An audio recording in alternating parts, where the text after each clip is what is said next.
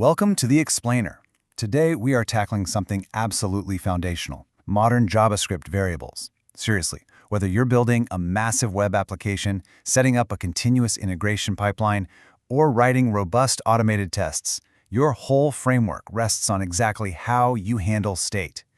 But honestly, this is the exact place where legacy habits sneak in and cause those super annoying, easily avoidable production bugs.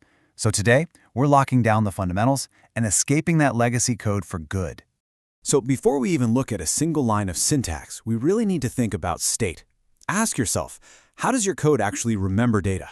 When your application processes a user profile or, say, calculates a shopping cart total, it's relying on a very deliberate physical architecture under the hood to hold that state in memory.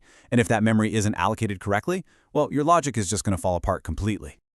Okay, let's dive right into this and ground the concept. To manage all this memory allocation, JavaScript uses variables. Essentially, a variable is just a named container in memory used to store data.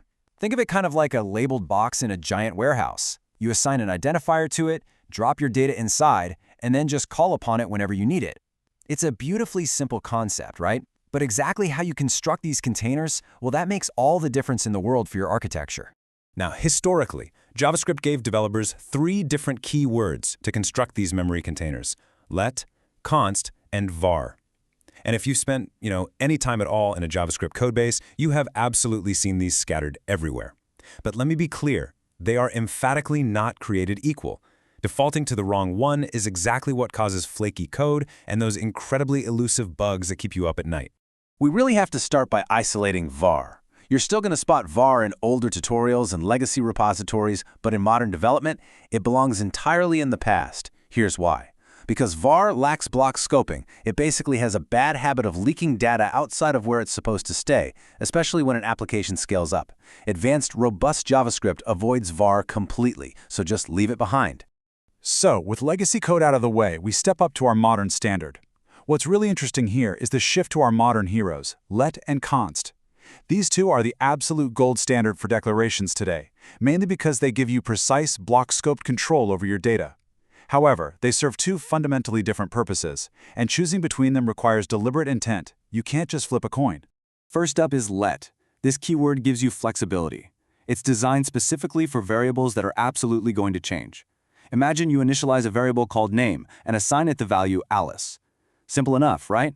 Well, if the user updates their profile later, let allows you to just reassign that exact same name container to hold Bob.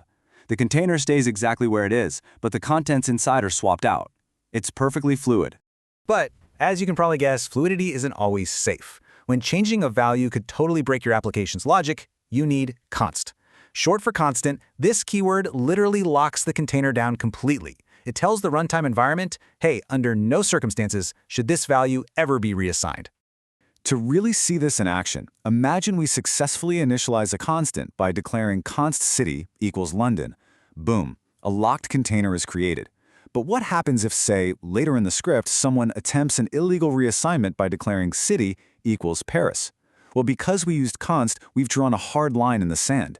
The code execution is literally about to hit a brick wall. And this brilliantly illustrates the exact outcome. The result is immediate. JavaScript throws a type error. Specifically, assignment to constant variable. Now, seeing an error pop up might feel like a failure, right? But you should actually reframe this in your head. This type error is a massive feature.